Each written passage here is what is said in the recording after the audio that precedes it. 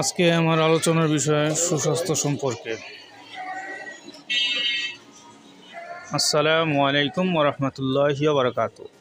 আলহামদুলিল্লাহ ওয়াদা আসসালাতু ওয়াসসালামু আলা নাবিয়্যি ওয়াদা আম্মা বাদ। সকল প্রশংসা সর্বশক্তিমান আল্লাহ সুবহানাহু ওয়া তাআলার জন্য, যিনি আমাদেরকে দয়া করে মায়া করে অত্যন্ত সুন্দর করে বানিয়ে এই দুনিয়াতে প্রেরণ করেছেন শুধুমাত্র তারই ইবাদতের জন্য। তাই একবার বলি আলহামদুলিল্লাহ। দুরূদ ও সালাম বর্ষিত হোক অগণিত নবী রাসূলগণের প্রতি ও আমাদের প্রিয় নবী হযরত মুহাম্মদ সাল্লাল্লাহু আলাইহি সাল্লামের প্রতি। ওমা তৌফিক ইল্লা বিল্লাহ। সুপ্রিয় দর্শক ও আমার ফ্রেন্ড সার্কেল ও আমার রোগী মহোদয়গণ, কাছে এবং দূরে, দেশে এবং বিদেশে, বিশ্বের যে কোনো প্রান্ত থেকে আমার ভিডিওটি দেখছেন অথবা পরবর্তীতে দেখবেন, আপনাদের সবাইকে জানাই আন্তরিক শুভেচ্ছা ও অভিনন্দন। রিয়াজ হার্বাল চিকিৎসা কেন্দ্র এটি একটি অত্যাধুনিক ইউনানি আয়ুর্বেদিক এবং হার্বাল চিকিৎসা প্রতিষ্ঠান।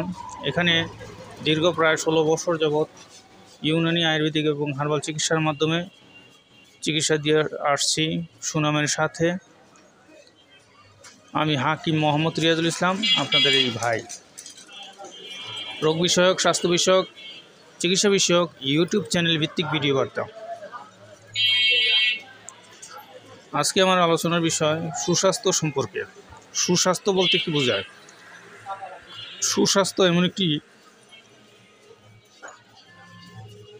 জিনিস, দুনিয়াতে সুস্থতা হচ্ছে সবচেয়ে বড় নেয়ামত। আর স্বাস্থ্য রক্ষাবিধি মানা একটা মানুষের জীবনে অতি জরুরি একটা জিনিস। মূলত আমাদের স্বাস্থ্য নষ্টের মূল অনেকগুলো কারণ: পরিষ্কার পরিচ্ছন্নতা না থাকা, ঠিক টাইম মতো না খাওয়া, টাইম টু টাইম খাওয়া, সকালের খাবার দুপুরে খাবার রাত্রে, গরমিলের কারণে অনেকের আমাশা, গ্যাস্ট্রিকের সমস্যা বা অন্যান্য সমস্যা দেখা দেয়। তাছাড়া অতিরিক্ত ভাজা পোড়া, অতিরিক্ত তেল, অতিরিক্ত মশলা, অতিরিক্ত ঝাল ইত্যাদি খাওয়ার কারণে গ্যাস্ট্রিকের সমস্যা, পাকস্থলীর আলসার এবং অন্যান্য সমস্যা দেখা দিতে পারে।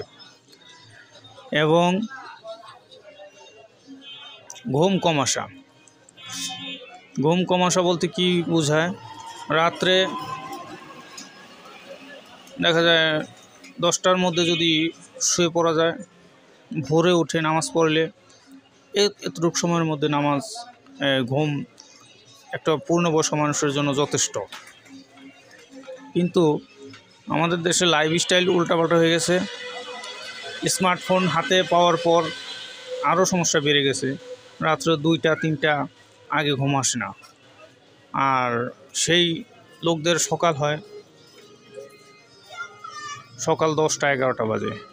তার মানে তার কখন দিন হয় আর কখন রাত হয় তার কোনো ঠিক আইডিয়াই থাকে না। এই কারণে রাত্রের ঘুম দিনের বেলা কখনো পূরণ হয় না। আর তার এই ঘুম না আসতে ঠিকমতো টাইম মতো প্রথম অবস্থায় কিছু বোঝা যায় না, কিন্তু এক সময় গিয়ে দেখা গেছে আয়ু কমতে থাকে, বিভিন্ন প্রকার রোগ ব্যাধি হতে থাকে এবং ভিতরটা ঝাঁঝরা হয়ে যায়, সোজা কথা। এবং পর্যাপ্ত পরিমাণ পানির প্রয়োজন। মানুষের শরীরের যতটুকু পানির প্রয়োজন ততটুকু পরিমাণ পানি না খাওয়া, পর্যাপ্ত পরিমাণ পানি পান করা, কমপক্ষে 4 থেকে 5 কেজি পানি সারাদিনে খাওয়া উত্তম। শাকসবজি, সবুজ শাকসবজি, ফলমূল এগুলো খাওয়া সুস্বাস্থ্যের জন্য ভালো। বিভিন্ন প্রকার রোগ ব্যাধি যেমন হার্টের, ব্রেনের, লিভারের বা পাকস্থলীর গোলযোগ এবং হজমের গোলযোগ ইত্যাদি কারণে যত ভালো ভালো খাবারই খান না কেন, স্বাস্থ্য আপনার হবে না।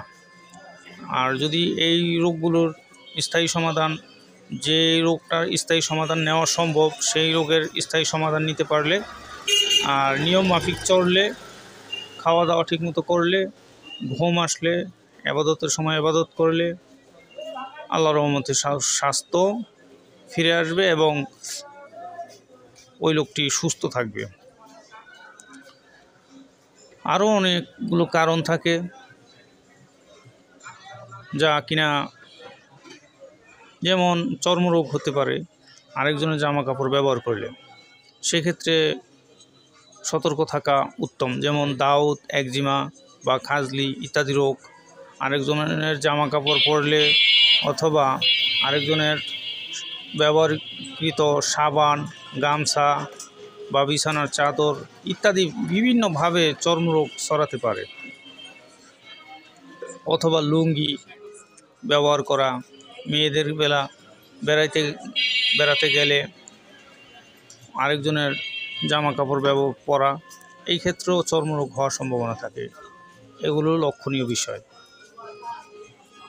আমার ভিডিওটি যদি আপনাদের ভালো লাগে লাইক, কমেন্ট, শেয়ার করবেন এবং সাবস্ক্রাইব করবেন। আজকে আর ভিডিওটি বাড়াবো না, এই বলে আমার ভিডিওটি শেষ করছি। আল্লাহ হাফেজ।